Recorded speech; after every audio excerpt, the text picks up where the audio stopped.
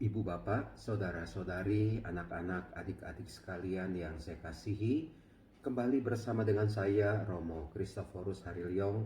Kita akan merenungkan bacaan Injil pada hari ini secara sederhana. Hari ini Minggu tanggal 3 Januari adalah hari raya penampakan Tuhan. Bacaan Injil diambil dari Matius bab 2 ayat 1 sampai dengan 12. Kalau sudah hari raya penampakan Tuhan, maka besok hari Seninnya itu sudah masuk ke dalam minggu biasa. Dan dengan demikian biasanya gereja itu mulai membongkar kandang Natal atau gua Natal atau pohon Natal. Karena ketika kita merayakan penampakan Tuhan dengan datangnya 3 orang Majus dari timur, maka Natal sudah selesai. Tetapi meskipun masa Natal itu sudah selesai, kehadiran Tuhan Yesus terus nyata, terus ada, terus kita alami dalam kehidupan kita. Kehadiran Tuhan Yesus tidak ada masanya.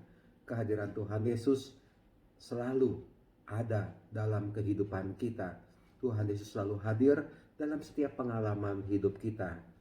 Bapak Ibu, saudara-saudari terkasih, dari dalam bacaan Injil hari ini Matius bab 2 ayat 1 sampai dengan 12, betapa kita bisa mendengar kisah orang-orang Majus dari timur datang ke Yerusalem untuk apa? Satu tujuan, sujud menyembah Tuhan Yesus, ya. Orang-orang Majus dari timur itu bertanya, di manakah raja Yahudi yang baru dilahirkan itu?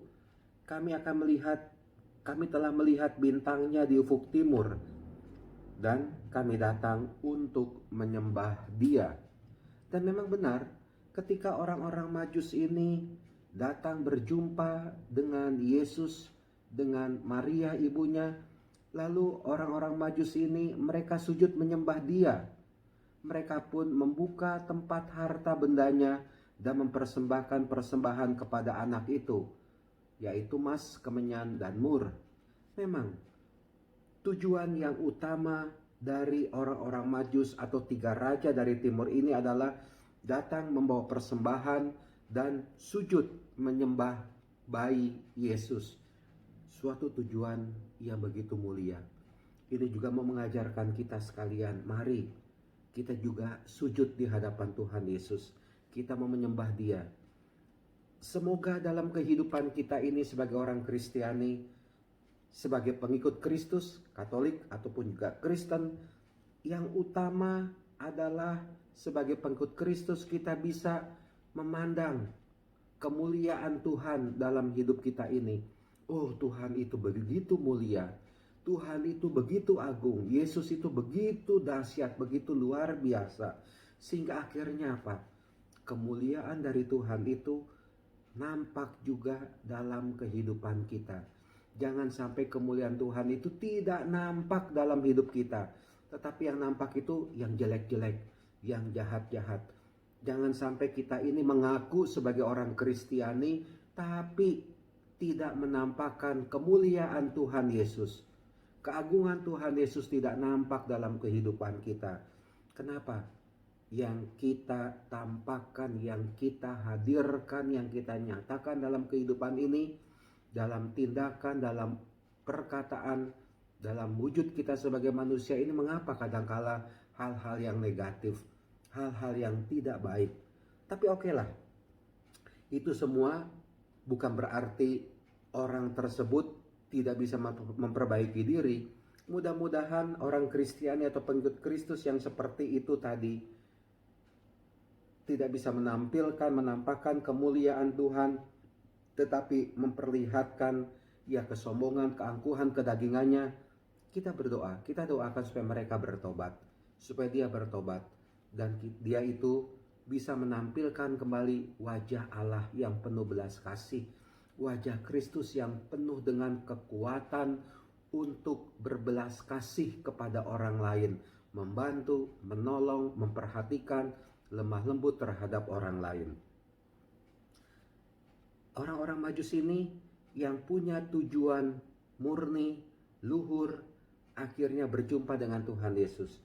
Tapi ketika orang-orang Majus ini datang dan singgah di tempat Herodes, kerajaan Herodes katakanlah, karena Herodes itu sebagai raja, dan Herodes menjadi bingung, dia mengumpulkan imam-imam kepala lalu bertanya siapa itu yang lahir di Bethlehem. Nah, kemudian Herodes punya niat jahat. Bapak, Ibu, saudara-saudari yang terkasih, di sini juga secara singkat kita bisa belajar dari Herodes, ya. Sesuatu yang negatif yang tidak usah kita ikuti, ya. Lalu dengan diam-diam Herodes memanggil orang-orang Majus itu dan dengan teliti bertanya kepada mereka kapan bintang itu tampak. Kemudian ia menyuruh mereka ke Bethlehem, katanya, "Pergilah dan selidikilah dengan seksama hal ihwal anak itu, dan segera sesudah kamu menemukan dia, kabarkanlah kepadaku, supaya aku pun datang menyembah dia." Suatu tipuan, kita sudah tahu itu, ya. Kita tahu bahwa Herodes itu akhirnya tuh tidak berjumpa dengan Tuhan Yesus. Bahkan tindakan brutal, jahanam katakanlah, jahat yang diambil oleh Herodes adalah membunuh setiap anak sulung di Israel pada saat itu yang usianya di bawah 2 tahun. Kasihan mereka yang tidak salah, mereka yang bukan dituju akhirnya tewas, mati sia-sia, mengenaskan karena Raja Herodes. Dan juga dikisahkan dari dalam bacaan Injil di bagian akhir, kemudian karena diperingatkan dalam mimpi orang-orang Majus itu supaya jangan kembali kepada Herodes, mereka pun pulang ke negerinya lewat jalan lain. Orang yang tidak tulus tidak bisa berjumpa dengan Tuhan Yesus. Orang yang tidak jujur tidak bisa berjumpa dengan Tuhan Yesus. Orang yang selalu berbuat jahat tidak bisa mengalami perjumpaan dengan Tuhan Yesus. Loh, saya kan orang Kristen, orang Kristiani, orang Katolik. Saya sering berdoa, bagaimana itu Romo? Kok saya tidak bisa mengalami perjumpaan dengan Tuhan Yesus? Jelas, kalau orang itu orang jahat, dalam hatinya yang ada itu adalah kejahatan, mau menghancurkan orang lain, menista orang lain, ada kesombongan, ada keangkuhan, ada kedagingan yang begitu kuat dalam dirinya. Maka meskipun kita ini dibaptis orang Kristiani, pengikut Kristus, Katolik atau Kristen, saya yakin orang itu tidak bisa berjumpa dengan Tuhan Yesus. Bukannya Tuhan Yesus tidak mau berjumpa dengan mereka, tetapi mereka menutup matanya, bahkan menutup hatinya untuk mengalami perjumpaan dengan Tuhan Yesus. Kemuliaan Tuhan itu tidak hadir dalam dirinya. Oke, mereka itu akan merasa bergembira, mengalami kesuksesan dalam hidup ini, mengalami keberhasilan dalam hidup ini. Tetapi apakah mereka sungguh menampilkan kemuliaan Tuhan dalam hidup ini? Belum tentu. Belum tentu. Jangan-jangan yang mereka tampilkan adalah wajah Beelzebul, wajah si iblis dalam hidup ini. Bapak, Ibu, saudara-saudari yang terkasih, sekali lagi, saya percaya pada setiap orang. Setiap orang saya percaya, tetapi yang saya tidak percaya adalah setan, si iblis yang ada di dalam hati, di dalam diri orang-orang tersebut. Setiap manusia pada dasarnya itu baik, dilahirkan baik, ya. Tetapi iblis itulah yang tidak saya percayai, yang bercokol di dalam hati Anda, di dalam diri Anda. Maka dari itu, mari pada hari raya penampakan Tuhan ini, kita mau dekat dengan Tuhan Yesus. Mari kita tanggalkanlah kejahatan, kejelekan kita. Hal-hal yang negatif, kedagingan kita itu kita berusaha mohon kekuatan dari Tuhan untuk kita tanggalkan.